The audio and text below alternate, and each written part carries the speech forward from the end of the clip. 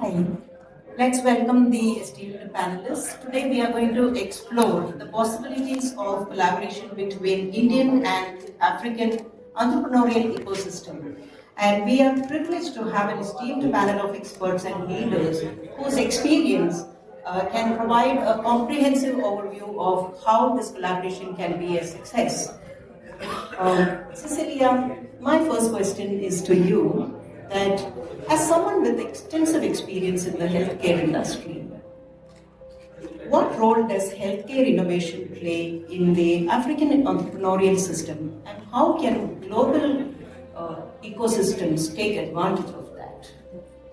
Thank you very much. As you heard, I'm Cecilia Flomo. I work as a regulator in the health industry, particularly with nurses and midwives, of course, the largest human resource for health within Liberia. Indeed, there are a lot of opportunities. With Africa, especially with Liberia, and particularly within the health industry, we've had, health has evolved over the years, as we are aware. With the involvement, there has always been either recovery or new challenges.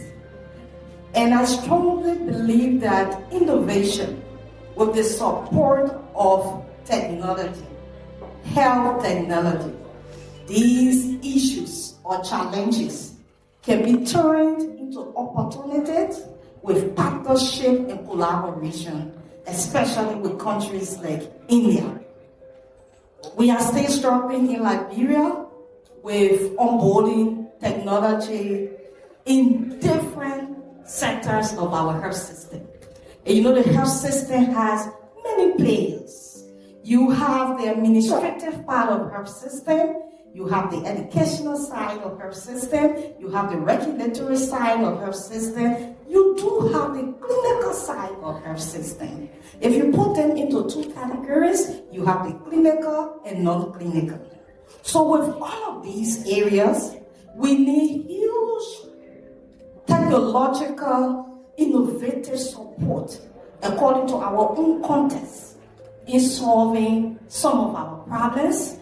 In health, we say in making some of our health indicators a better one for our population. If you look at the administrative side of the health industry, let's say as simple as organizing staff scheduling. We are still taking a lot of the supervisor's time in trying to build a physical hard copy schedule that allows a hospital that has about 100 to 200 staff members to come to work.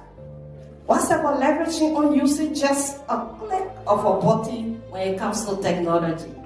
Also with patients scheduling. You find a lot of times patients get frustrated because you have about 500 patients coming to hospital 4 a.m. because they want to struggle to meet with doctor's time. Doctors get frustrated. How can I handle this whole hall full of people waiting for me in the queue? What's about using queue management system with technology in solving the issue about meeting the doctor on time? So like I said, Liberia has these challenges, huge, when it comes to technology, using software, using supplies, building infrastructure. We are still at the lower point. And when interacting with India, I feel that it's a huge opportunity for partnership in solving some of our health challenges, especially using innovations that are supported by technology. Wonderful, Cecilia. As someone who's been in this space, what do you think are some of the challenges that the healthcare sector faces, which can be addressed by the entrepreneurial ecosystem in India? Like I said, a lot of things we currently do in Liberia, we use physical means. So if we can use the system or technology, for example, using just a platform to get to your clients. That could be very much better because Liberia has a very poor road network. So if you have to wait to see every patient within a physical space for health education or health information, you can tell me how many patients you will have with poor health system, because information is power. But if you can use technology, telemedicine, and health in reaching out to your clients, that will be great. Like I said, studies have shown that 50 to 60% of clinicians' time with patients actually has to do with non-clinical issues. What's about using technology in allowing your patient interacting with you within an e-space, after which when there's a need for physical interaction, then you all can make. You can now do the coding, but because we don't have that in Liberia, everything is done physically. And with that, people are frustrated. People don't have trust in using the health facilities. They blame providers, but it's not all to providers. We have had huge challenges, for example, Ebola. I don't know whether you all heard about Ebola that struck Liberia. Pre-Ebola, we were always using touch for everything. To hand wash, you have to touch. To do on protected gas, you have to touch. But when Ebola struck us, and we knew that infections spread through all of these different touches, we introduced what we call non-touch hand washing technology. How can we build on those simple methods for non-touch in the hospital that allows us to bridge infectious diseases? So with technology and with our collaboration with systems in India, I'm sure these simple innovations can support us and prevent many things and keep us very healthy within the health system for our population. That's a great perspective, Cecilia. Especially post-pandemic, we know the importance of how easy it has become to connect across the globe, and even for consultation, how we can use e-space in order to meet with the doctors for initial diagnostics. And like Cecilia said, only in case of a requirement that you need to meet physically. Thank you, Cecilia, for that. Now, Augustus, my question is for you. That drawing from your tenure as an entrepreneur and a Deputy Minister of Economy, what are the most promising sectors for entrepreneurs in Africa, and how can these sectors affect international collaboration? Thank you, Jenny, and good morning, everyone. We're very happy to be here to share with you some of the opportunities or promising sectors, I should say, in Africa. You know, Africa now is becoming the newest frontier of the global market. Most of the continent have worked very strong in overcoming things that we have not overcome yet. And so I usually say that the challenges that Africa has, I consider as opportunities. Those challenges, for example, in agriculture, agribusiness, agri-processing, for example. Many countries in Africa are still feeding, finding food and stuff from India. I would say that. So, if you were looking at the technology that has been introduced across the space of agriculture, vast technology, you have so much population. In many countries, individual countries in Africa, they have limited spaces. More spaces with limited population. How can we use technology to use some of these non-utilized locations? But even for those who are producing, how can they use technology to improve on what they do so that it becomes part of the global market? That is an opportunity in the space of agriculture, if you just look at the entire food supply chain, where people come from production, as someone would say, from farm to plate. So if you're looking at from farm to plate, there are so much opportunities in that space, packaging, value addition in the space, agro-tech that has to do even the marketing space in agriculture. Look at infrastructure, for example, road connectivity. Even beyond road connectivity, you want to look at telephone, mobile communication, internet connectivity. You want to talk about technology of all forms. I mean, now you are dealing with AI here. You are talking about all the newest generation of technology. Just this morning, we're talking with people talking about the future of technology, robots, and Africa is still at a point where, and I said in one of the conversations the other day, where probably we're like 15, 20 years away from where India was when you started talking about solving problems, addressing issues that kind of impact the change of what India is going through. So if you just look at infrastructure in that space, in the sense of all of these different technology, what is in education? I mean, Mrs. Fromo mentioned health, some of the key issues around health. And if you're looking at tourism, for example, vast opportunity. Africa has a lot of resources, natural resources. None, I would say, relatively raw materials. And none of these materials are being processed in Africa. Yes, some of the issues around there are tied around infrastructure, for example, like energy, renewable energy. So if you're looking at renewable energy, and I've been here for the last, I was here 6 months ago. Now I'm back here and you're talking about solar, for example, different forms of solar. You're talking about Africa's potential of hydro power production. You're talking about Africa's potential of wind power.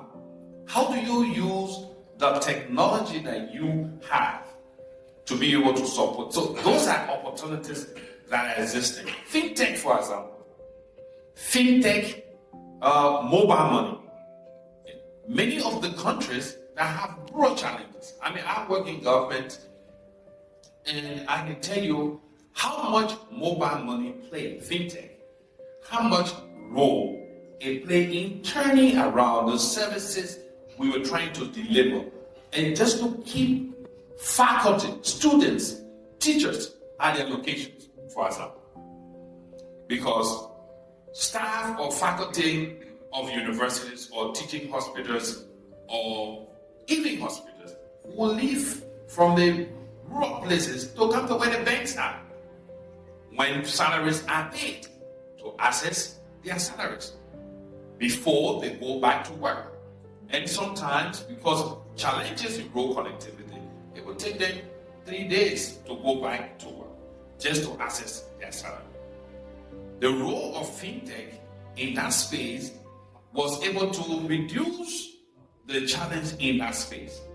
But there are still a lot more challenges that still exist in that space that could be used as an opportunity for those in the fintech sector or in the fintech industry. A lot of different innovations are possible there. So when you look at Africa opportunities, the opportunities are vast, and startups in the space are also challenged because they do not have the ecosystems that you have been exposed to here.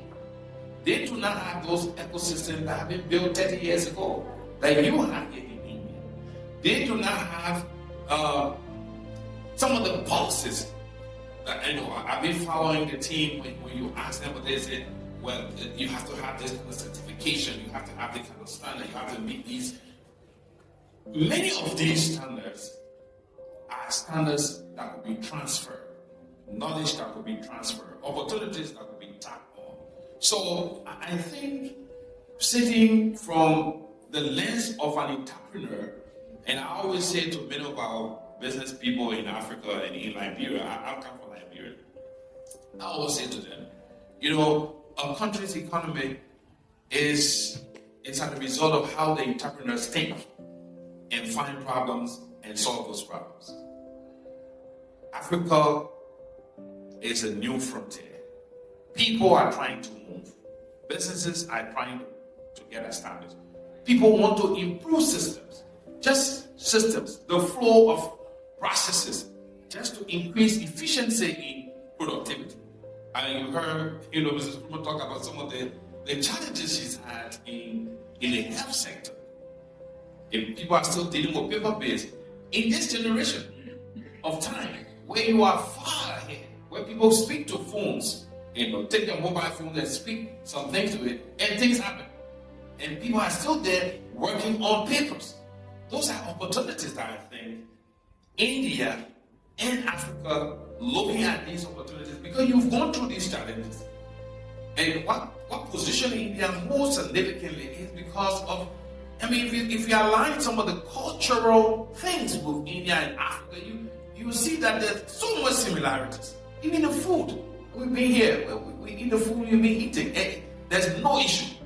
So you see that there's so much connectivity that if we were to tap on these, use the knowledge, the powerhouse. I was saying the other day, Kerala, for example, is a powerhouse of people, powerhouse of knowledge, powerhouse of a lot of competences.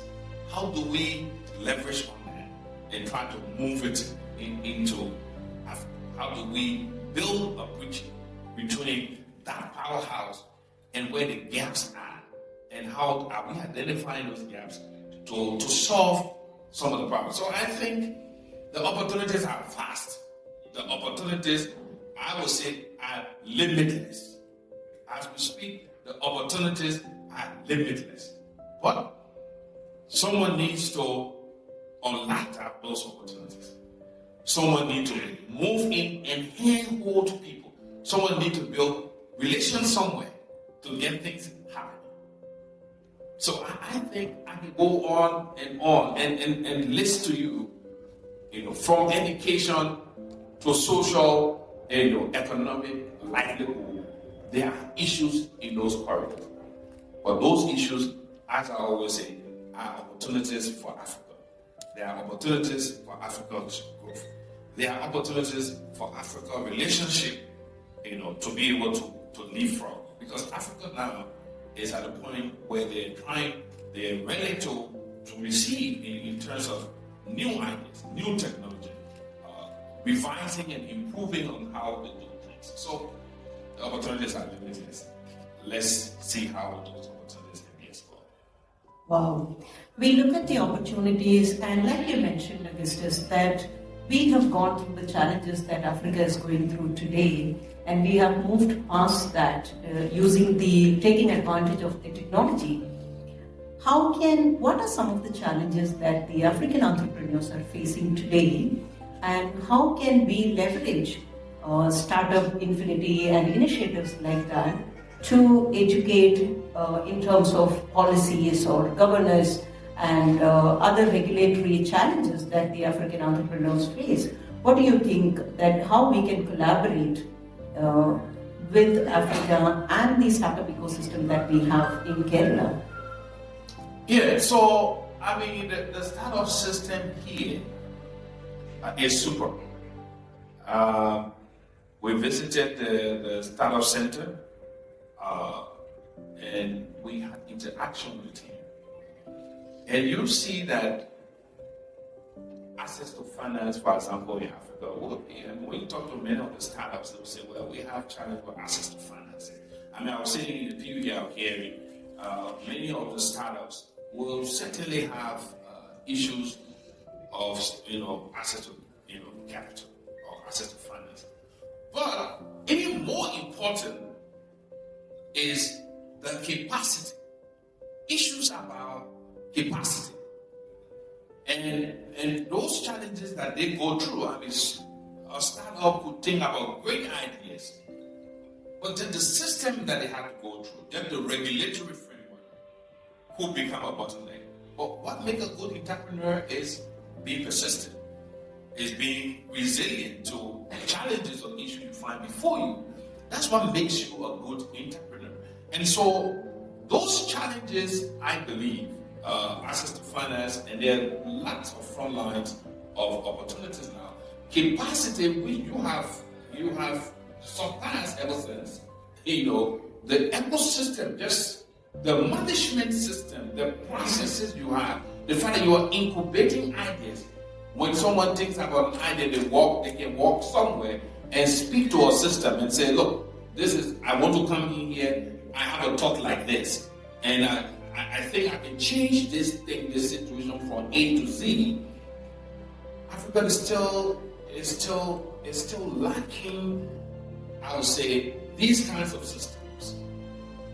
How can we leapfrog, or how can we build on what you have, and how can this infinitive center move? I think this is the idea of how we're looking at the relationship between Africa and India coming into the picture of moving capacities you have here into Africa and bringing some of those good skills, good knowledge from Africa, and learning, or what you call sharpening some of those knowledge and ideas and thinking, and it becomes a win-win building. And so the challenges, cannot overcome the strength I find in the kind of relationship we have here. The ecosystem is strong. You have tested the models. It worked. It is working. In fact, some of the relationship is what have brought us here. The efficiency is what have created the link to get us into India. It's because you have had that capacity. You were able to create a business a couple of years ago, and that business provided a service. Through that service, we all now got to know this business exists. And now we end up into an ecosystem that now says, wow, this is what created these guys. This is what made these businesses. You have that capacity here. The challenges are there, but there are opportunities. And you have been able to convert most of those opportunities, those challenges of opportunities. Now you have products, you have services that we can use. Africa can use that and be able to, kind of solve most of its problems. And this is where a stronger relations, a stronger partnership comes in. In that picture of that relationship of knowledge and availability and willingness, because there's a willingness on the part of Africa. There's a willingness of who you can talk to. And of course, in every system, there will be a challenge of, yesterday I listened to trust. And there will always be an issue of trust. But it takes time to build that bridge. And over time, you understand, because both of us will have a slightly different culture in terms of upbringing and how we build our business processes. But over time, once we are able to link, that is able to, So I believe that the challenges of access to finance, challenges of capacity gaps, challenges of some of the regulatory issues, policies in Africa are also being created because the right capacity or the right systems have not been introduced.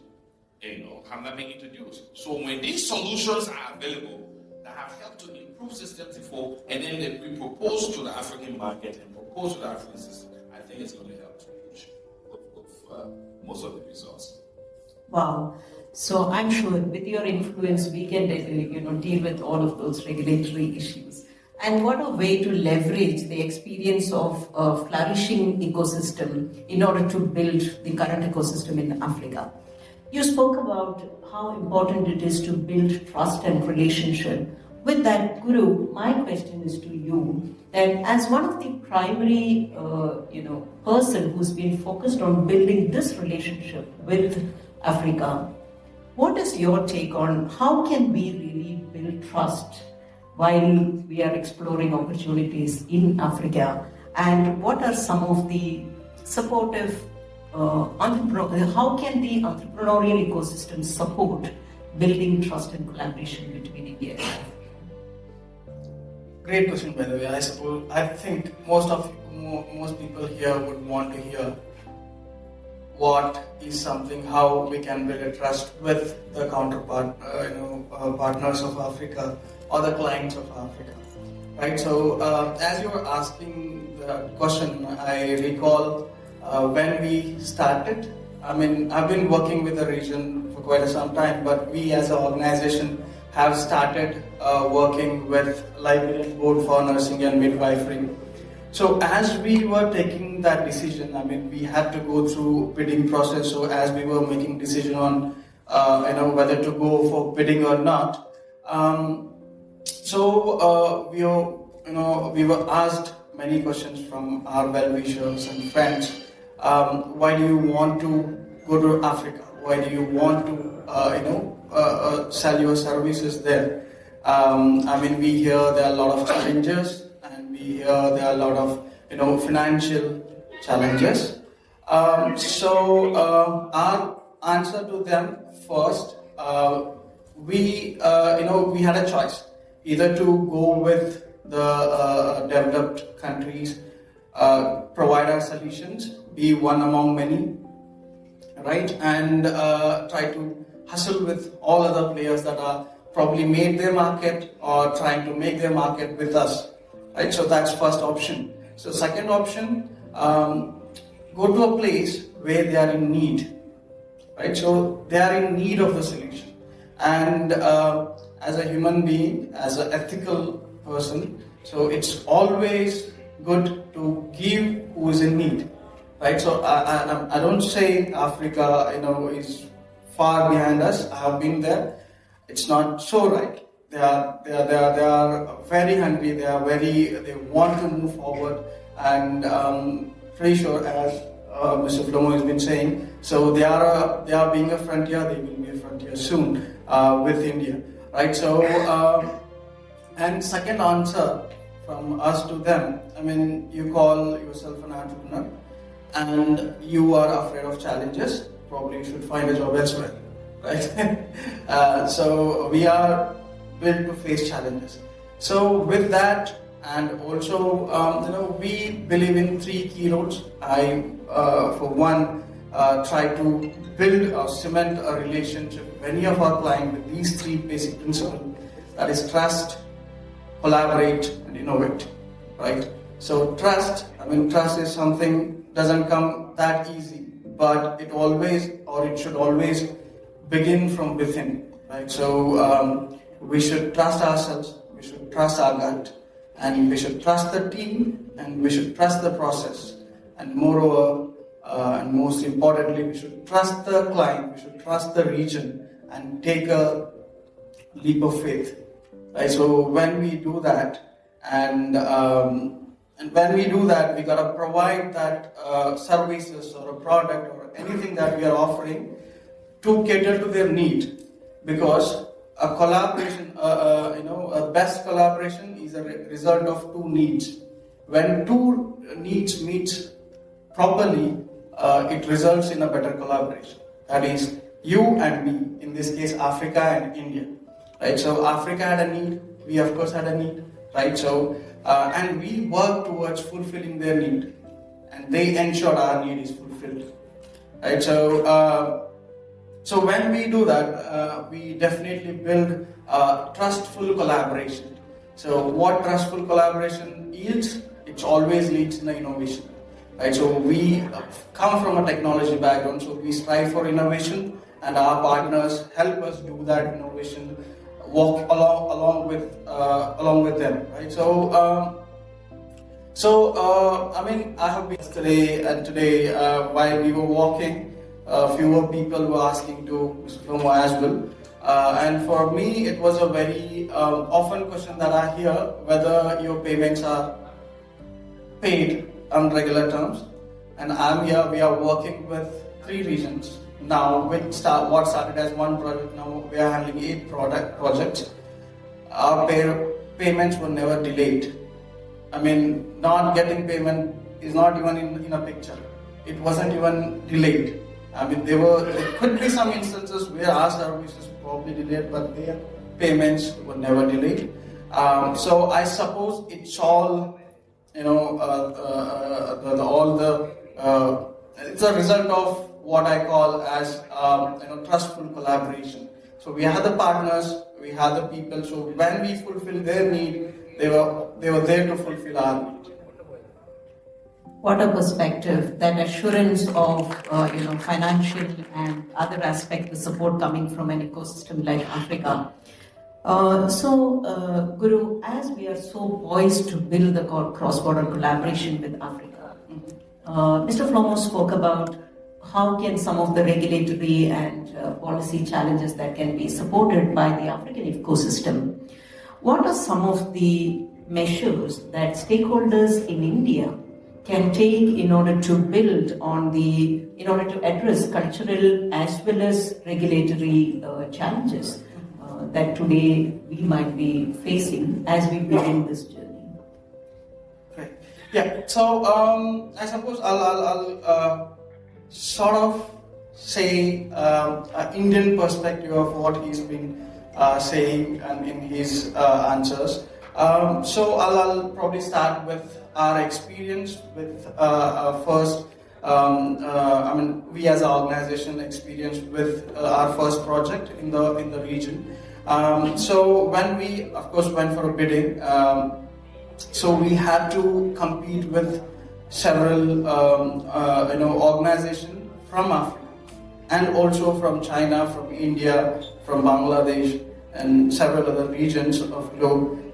Because it is one of the very prestigious institutions in that region. I mean, it's as old as India. I mean, after freedom, so they are celebrating their 28th birthday in a few months, I suppose. So when they called for a bidding, several of them approached them, but our approach was exactly what you said. So we were trying to integrate our solutions to the cultural part of it and the regulatory part of it.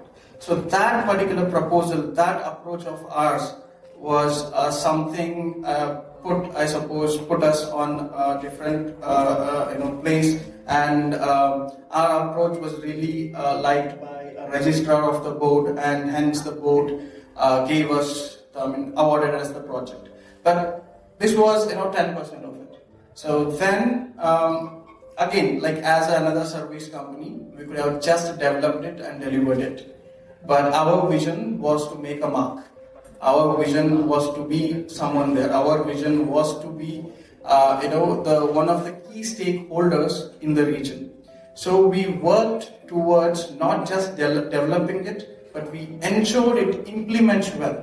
So when it implements well, then our job doesn't get over there. If you think our job gets over, then eventually, or rather lately, our application takes the back seat and people will forget it.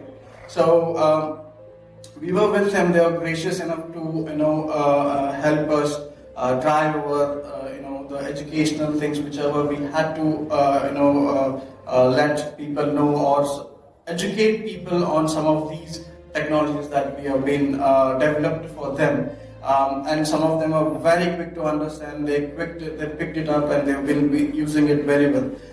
So when that happened, when a successful implementation has happened, the third phase was how it is changing the life of people there. So recently when I spoke to her, so she's considered as one of the top exam system in the region. So, which was built by us, by the way. So when that happened, so when people lives are started changing, then people starts noticing, right? So then we got reached out by other organizations, other companies, other countries. So what started as I said, what started as one project, now we are working with 8 projects, and now we are trying to build ecosystem. Like what we went through, what we have been asked, should not be a hurdle for our fellow entrepreneurs. So we are trying to build a space where anybody can, without any fear, come in, join hands and work with Africa. So as a result, I mean, as we have been working with them to fulfill their needs, so they have been gracious enough to fulfill our needs by collaborating with us. So as we speak, around 10 countries have joined their hands with us, and by end of December, so the number should be reaching 12 to 15. So those are countries, by the way. So that sort of cements, how the relationship is heading toward, and how they are looking at India, and how Indians can sort of go there and help us by helping them, in a sense, right? So I would like to conclude with one last line, which I recently heard from one of, I suppose, a mentor, very quick mentor. If your innovation, if your innovation transfers into that country's memory, you are successful. Then you will not have any problem of not getting money or not getting enough trust. So fulfill the need, they will fulfill back your need. That's what I have to say. Thank you, Guru. Wow, what a way to leverage human relations along with, while building technology, isn't it? And human can never go out of the equation, however advanced we become with technology. With that, I want to ask Archa, as a leader in technology solutions and someone who has been front-ending the technology solutions that we have been supporting Africa region with, what are the opportunities that you see that Indian entrepreneurs to collaborate with the African ecosystem in solving some of the shared challenges that we've heard so far? So Africa, as everyone said, Africa is a continent with immense growth potential, marked by its expanding population and increasing economic activities and rising middle class. And it is one of the biggest, growing urbanizing region actually globally, if we look into it. It is expected that by 2050, the 70% of the population will be living in, urban areas. If we consider that, there are, plenty of opportunity for the population to leverage into the smart city region. And, there are, cities like Nairobi, which provides opportunities for digital transformation, infrastructure, and real estate.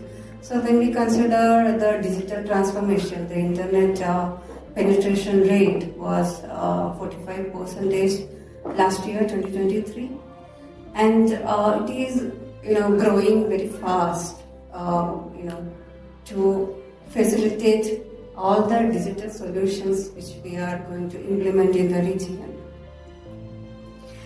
So coming to the population again, so UN report based on that 2023 report, it was mentioned like by 2050 the population will be growing to 2.5 billion people, in which more than 70% will be under the age of 30, which means there is a vast opportunity for the government as well as for the businesses to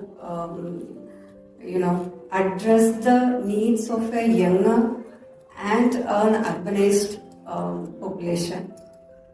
So this kind of impactful shift, economic and demographic shift, Africa is experiencing now, which is best option for Indian startups to collaborate in that region. For example, as Mr. Fomo mentioned earlier, fintech.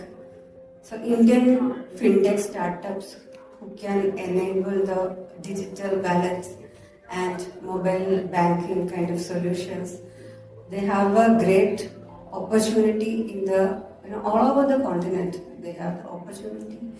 And coming to the agriculture, as we all know, like both the economies have agriculture as the backbone. So here we have seen many agri-tech startups who can help African farmers in precision farming and who builds IoT tools, which helps the helps them enable that farming segment and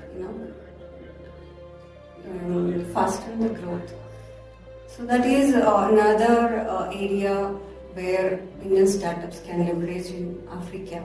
And as I mentioned, as the urbanization is happening very fast, smart city needs will be increasing. Startups who provides the smart traffic control systems or traffic management systems and waste management systems, these kind of solutions will be in need in the upcoming time. All these segments, also the energy, the renewable energy segment, solar is critical for both the regions. So they need it. So these areas are, waiting for a boom. So we have that much innovations in India, especially in Kerala. We are seeing a lot of startups working in these areas. So as we can see, these digital solutions and the other solutions like energy solutions, everything, when it takes a traction, Africa will be becoming a more interesting destination for innovation, investment, and of course entrepreneurship. Thank you. I hope the Google Pays and Phone Pays and the other startup in the fintech space is listening to the opportunities that we can explore in the Africa region. Archa, how technology can really bridge the gaps in infrastructure, education, and healthcare that we heard about, great opportunities, and even in the energy sector, like you mentioned. How can the entrepreneurs enable the system to scale up more efficiently in both the regions? So over the past decade, India has a tremendous growth in technology, especially in IT and AI, digital transformation, all these areas, and which made India as a global leader in the innovation segment itself. What we do in Neonicz is, we are seeing our government of India and other organizations like Kerala Startup Mission and GTech, NASCOM, all these organizations are how they are nurturing our startups to build great products or great innovations. We are seeing, and Neonicz has grown up from such a startup ecosystem, and we got inspired from it, and from there only we learned how to collaboratively we can build something which can influence a region itself. So from there, we actually got a spark of how we can collaboratively make some solutions, and how can we provide that to the other regions as well, so that there also we can see that much growth, and eventually it will help us back. So Neonicz actually collaborating with almost 15 startups to provide solutions to the West African region only, and that collaboration actually started when we started our partnership with Liberia. Our journey started in Africa with Liberian Board for Nursing and Midwifery, as Guru mentioned. So when we first interacted with the in Sicilia. So our team actually dedicatedly was sitting with them to understand their needs and their challenges, the infrastructure, everything. It's different from our country.